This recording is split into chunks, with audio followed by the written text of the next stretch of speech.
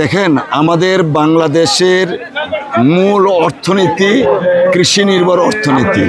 সেই কৃষকদের সমস্যা এবং কিভাবে সমাধান করা যায়, সেই জন্যই আজকে আমরা কৃষকের কাছে ছুটে এসেছি কৃষকদের সমস্যাগুলো জানার জন্য। এখানে আমাদের 3 জন এক্সপার্ট আছেন আমাদের এই কৃষি বিষয়ক। আমরা এই বিষয়গুলো অ্যাড্রেস করার জন্য এসেছি।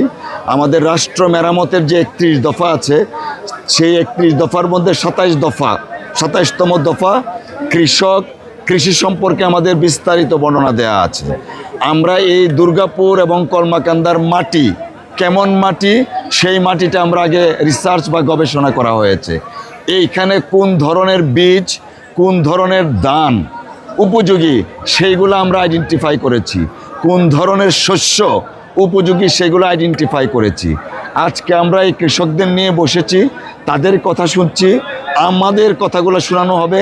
এবং আগামী দিনে যদি বাংলাদেশের জনগণ এবং এই অঞ্চলের মানুষ আমাদেরকে ভোট দিয়ে রাষ্ট্র পরিচালনার দায়িত্ব দেন, তাহলে জিয়াউর রহমান সাহেবের সময় যেমন কৃষি বিপ্লব হয়েছিল, আগামীতে জনাব তারেক রহমান সাহেবের নেতৃত্বে বাংলাদেশে আরেকটা কৃষি বিপ্লব হবে।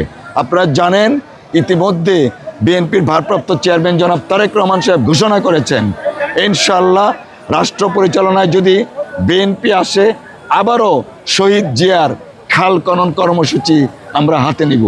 এই যেখানে আমরা মাঠ, এই মাঠে একদিন শহীদ জিয়া বক্তব্য দিয়েছিলেন, সেই কারণে আমরা এই মাঠটা বেছে নিয়েছি। এই মাঠ থেকে একটু দূরে একটা খাল তিনি খনন করেছিলেন, যা জিয়া খাল নামে পরিচিত। হোল আইডিয়াটা হচ্ছে কৃষকদের মান উন্নয়ন এবং উন্নত কৃষি ব্যবস্থাপনার মাধ্যমে অধিক ফসল ফলন এবং কৃষকের যা প্রয়োজন তার ব্যবস্থা আমরা আমাদের দলের পক্ষ থেকে দেশব্যাপী করব।